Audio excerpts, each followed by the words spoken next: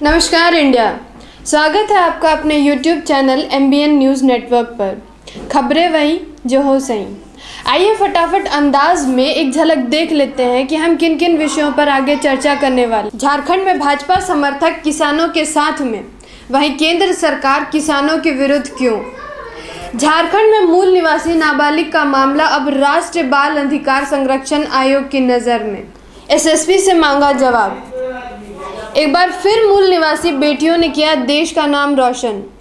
Tokyo Olympic में भारत की hockey team की तरफ से खेलेंगी मैच। पिछले एक महीने में पेट्रोल डीजल के दाम 6 रुपये प्रति लीटर की बढ़त हुई। आगे एक मूल निवासी इंजीनियर उमेश रजक की कहानी बताएंगे। वर्तमान वे में People's Party of India Democratic के राष्ट्रीय संगठन सचिव हैं। अब खबरें विस्तार से।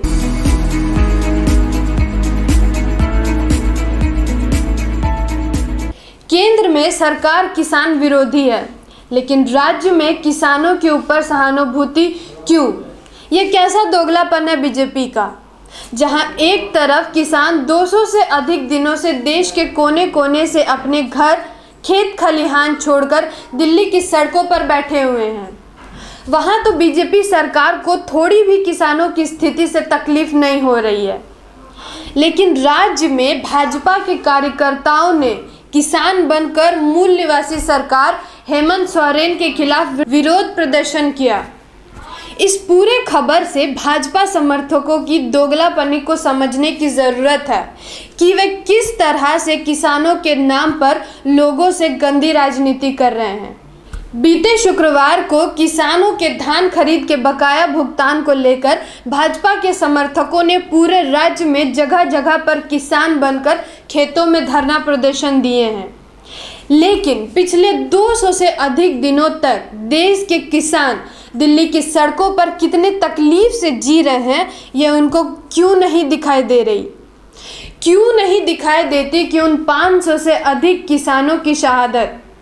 बीजेपी सरकार 3 कृषि कानून के विरोध में सैकड़ों किसान 200 दिन से अधिक दिनों से अपना कामकाज छोड़कर बैठे हुए हैं, लेकिन अभी तक बीजेपी सरकार इसका कोई हल नहीं निकाल पाई है।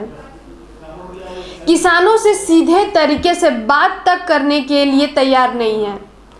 ऐसे में उसके समर्थकों को झारखंड में किसानों की परेशानी कैसे दिखाई गई, यह आश्चर्य की बात है। जहां बीजेपी की सरकार है, वहां गलत भी सही बताया जाता है।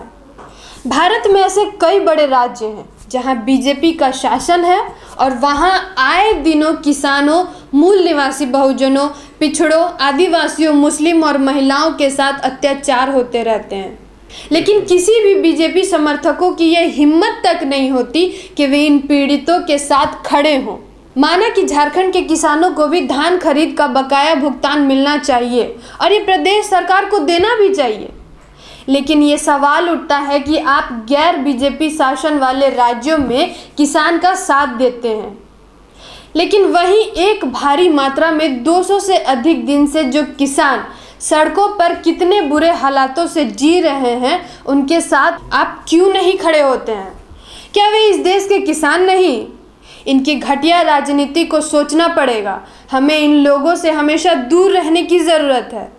इन बीजेपी और RSS मूल निवासियों को बहला फुसला कर पिछले कई सालों से शासन कर रही है, लेकिन अब देश के मूल निवासियों को समझना होगा। तमाम SC, ST और OBC के लोगों को जागरूक होना पड़ेगा, तभी आप और हम सुरक्षित हैं और रहेंगे। क्या राष्ट्रीय बाल अधिकार संरक्षण आयोग दिला पाएगा मूल निवासी नाबालिगा को न्याय? खबर झारखंड की है, जहां एक मूल निवासी नाबालिग लड़की को RPF अफसर के घर पर RPF जवान शंभुनाथ ठाकुर ने गंदी वीडियो बनाकर उसका मानसिक एवं शारीरिक शोषण महीनों तक करता रहा। बताते चलें कि RPF अफसर का कहना है कि वह उस लड़की को उसके माता पिता की सहमति से अपने आवास पर रखता था, जिसकी पढ़ाई का पूरा खर्चा उठाता था। लेकिन वहीं RPF जवानों का कहना है कि वह अफसर के घर नौकरानी का काम करती थी।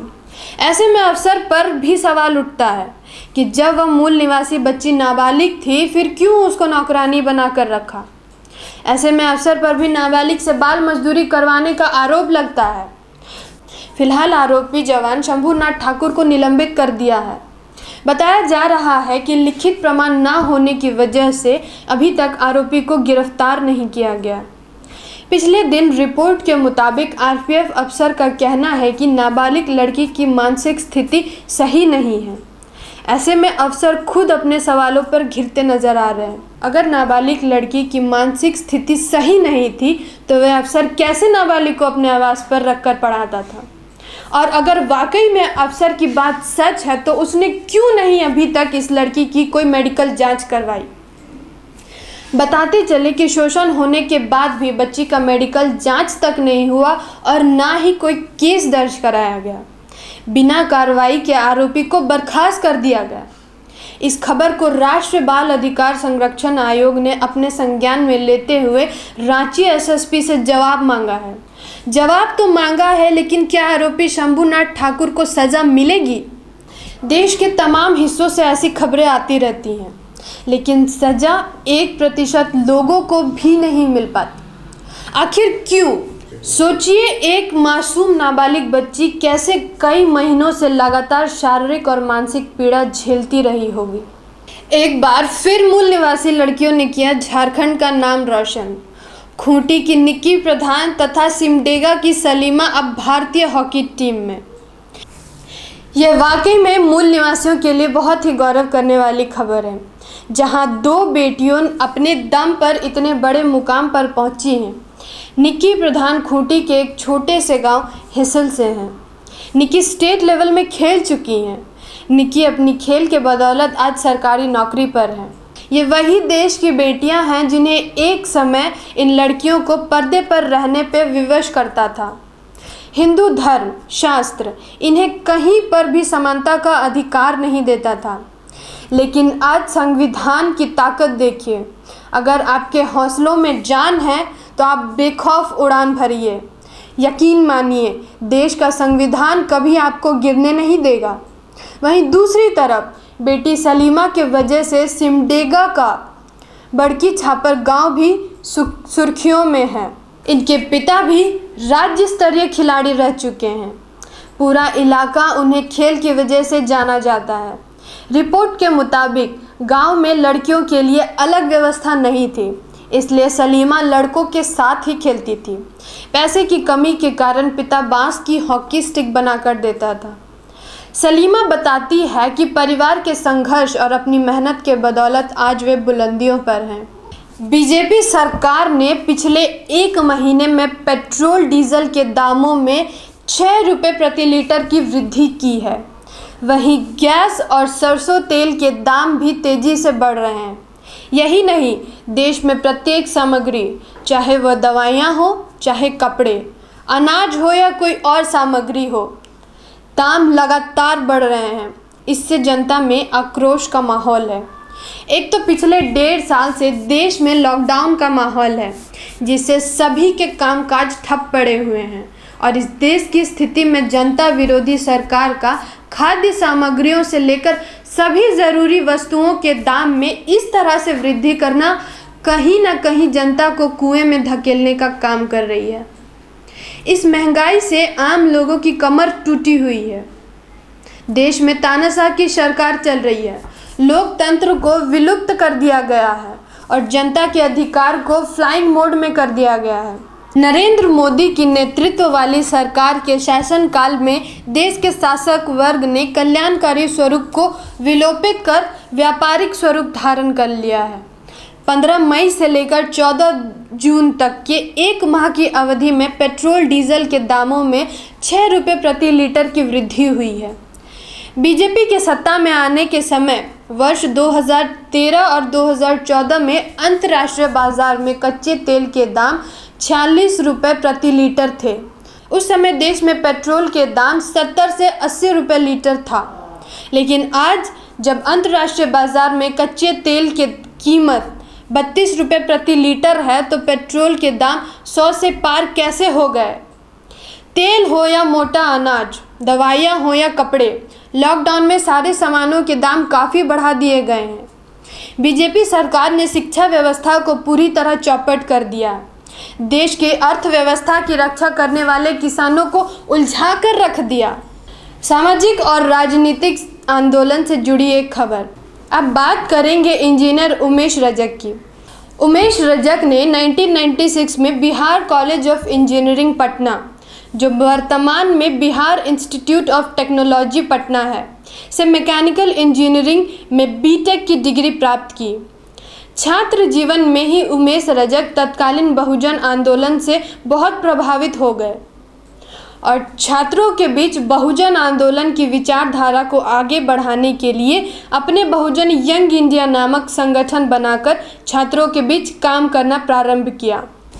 इंजीनियरिंग कंप्लीट होने के बाद आपने नौकरी ना करने का निश्चय किया, क्योंकि आपका मानना था कि निर्जीव वस्तुओं के बहुत से इंजीनियर हमारे समाज में उपलब्ध हैं, लेकिन जो सजीव लोग हैं अर्थात जो मानव है उसके इंजीनियर हमारे समाज में कम है। इसलिए आपने नौकरी न करने का सामाजिक आंदोलन की दिशा में काम करने के बारे में सोचा।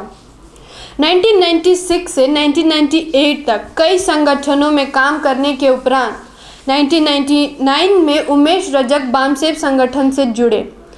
तब से लेकर दिसंबर 2017 तक वह बामसेफ संगठन में सक्रिय रहे और धीरे धीरे संगठन में आगे बढ़ते रहे और बामसेफ की केंद्रीय कार्यकारिणी के सदस्य बने। केंद्रीय कार्यकारिणी के सदस्य के रूप में बिहार और झारखंड प्रदेश की जिम्मेदारी आपको दी गई है और आपने बिहार और झारखंड में बामसेफ संगठन को खड़ा करने में महत्वपूर्ण भूमिका निभाई। बाद में आपको मूल निवासी संघ में भेजा गया और आप मूल निवासी संघ के राष्ट्रीय संगठन सचिव बने। मूल निवासी संघ के माध्यम से उमेश रजक पूरे देश में मूल निवासी बहुजन समाज के बीच गए और काम किया। छोटे छोटे मुहावरों के माध्यम से अपनी बात को स्पष्ट रूप से और प्रभावी रूप से जनता को बताने में आपका कोई तोड़ नहीं। उमेश रजक एक प्रभावशाली प्रखर वक्ता है और बहुत ही मेहनती और जुझारू कार्यकर्ता हैं। 27 दिसंबर 2017 को आपने मूल निवासी संघ संगठन से इस्तीफा देकर People's Party of India Democratic की स्थापना में लग गए। वर्तमान में आप People's Party of India Democratic के राष्ट्रीय संगठन सचिव हैं। आज के समय People's Party of India Democratic मूल निवासियों की एकमात्र लोकतांत्रिक पार्टी है।